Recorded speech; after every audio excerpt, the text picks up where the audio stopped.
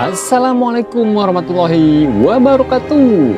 Oke bos, gimana kabarnya nih? Pasti baik dong. Sudah lama nih Mimin tidak upload video. Tapi tidak apalah, soalnya sekarang saya akan menceritakan lagi film Susana yang pasti tidak asing lagi di telinga obos-obos. Oke, kali ini saya akan menceritakan film Susana dengan judul Malam Satu Suro.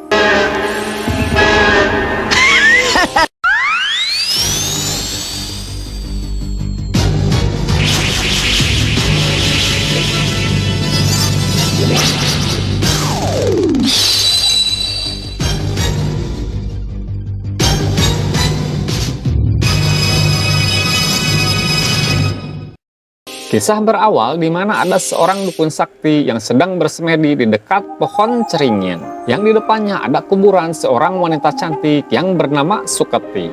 Sebuah mantra aneh pun terus dilontarkan oleh sang dukun ini agar arwah Suketi muncul ke hadapannya.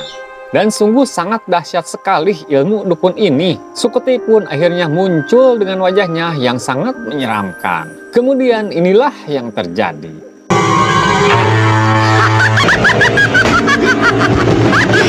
Turun, Suketi! Turun! Usut punya usut, ternyata bukan tanpa alasan dukun ini membangkitkan arwah Suketi. Melainkan si dukun ini ingin merubah Suketi dengan kekuatan ilmunya untuk dijadikan manusia kembali. Sekaligus Suketi akan dijadikan anak angkatnya. Karena yang saya tahu, si dukun ini dari sejak dia berumah tangga tidak dikaruniai seorang anak. Sampai sekarang dia sudah tua seperti ini. Kemudian dengan kekuatan yang si dukun ini miliki, akhirnya arwah Suketi pun sekarang sudah berubah menjadi seorang gadis cantik yang sangat mempesona. Mau jadi tentremanggal ono ing rogo sampurna. Sekian tahun kemudian, kita diperlihatkan dengan pemandangan hutan alas roban, yang mana di situ ada dua orang pemuda yang sedang mencari mangsa di hutan. Kemudian sekelebat terlihat binatang yang mereka incar pergi ke arah semak-semak. Lalu tiba-tiba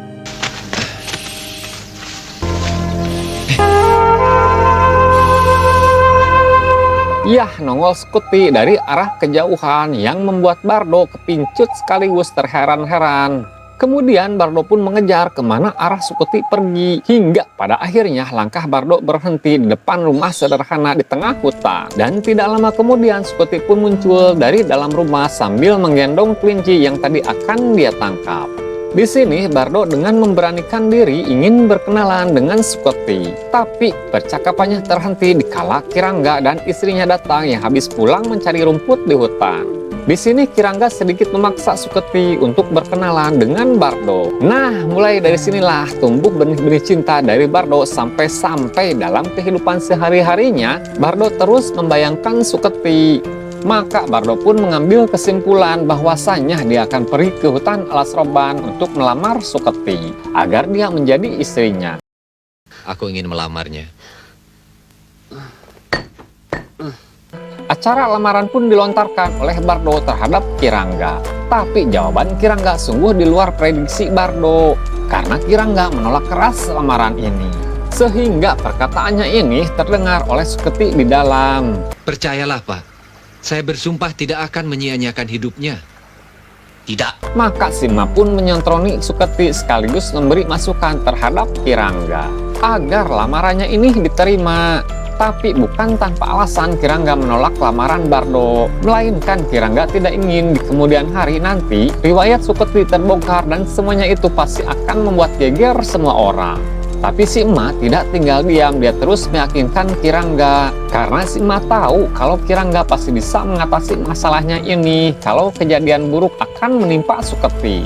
Nah, sakedeng Kirangga ngahulang sekaligus berpikir keras dalam pikirannya. Yang pada akhirnya Kirangga pun menerima lamaran Bardo ini. Tapi dengan satu syarat, perkawinannya nanti harus diadakan di dalam hutan alas roban ini, tepat pada malam satu suro, serta tidak boleh ada siapapun yang datang menyaksikan pernikahan sakral ini. Dikarenakan si Bardo ini sudah ngebal, syarat aneh ini pun langsung dia setujui tanpa berpikir panjang. Singkat kata, singkat cerita,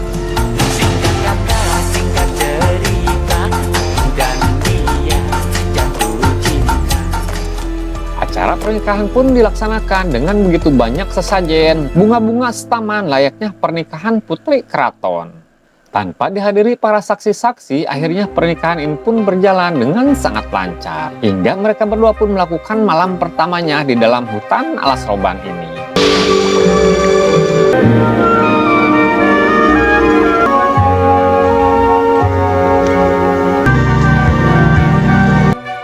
Seiring berjalannya waktu, sekian tahun kemudian, Suketi dan Bardo menjalani hidupnya dengan sangat bahagia, dengan harta yang sangat melimpah. Apalagi sekarang mereka sudah dikaruniai 2 orang anak yang menambah kehidupannya menjadi lebih sempurna.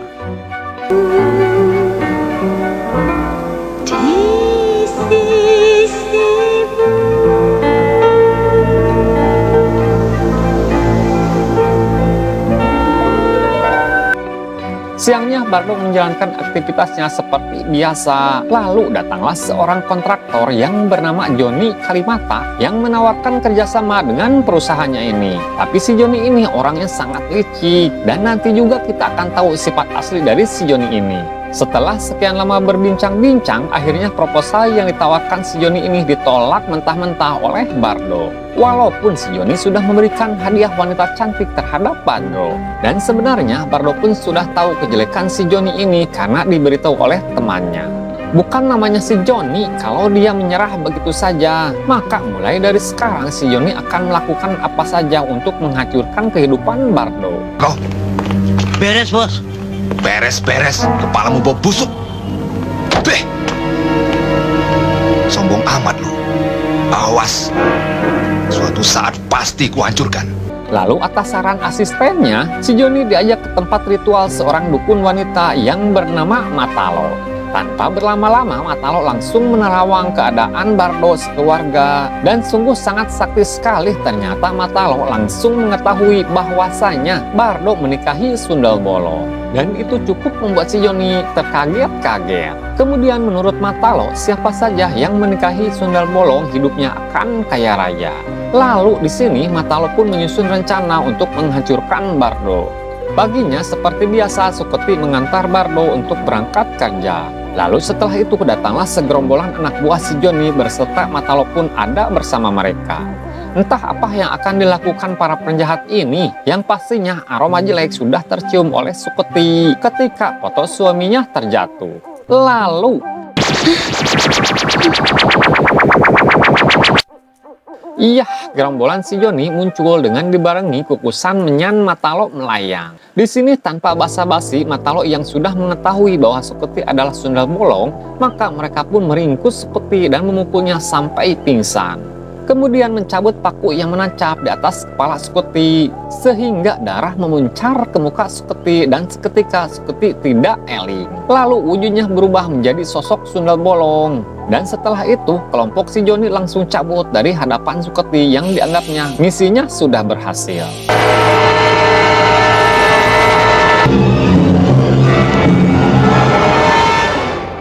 Tidak lama kemudian, Rio pulang dari sekolah lalu mendapati ibunya yang sudah menjadi Sundal Bolong.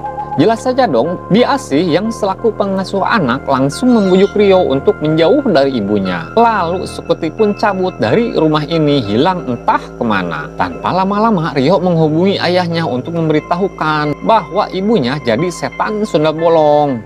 Jelas saja dong, Bardo nggak percaya, tapi setelah Biasi menjelaskan, barulah Bardo percaya.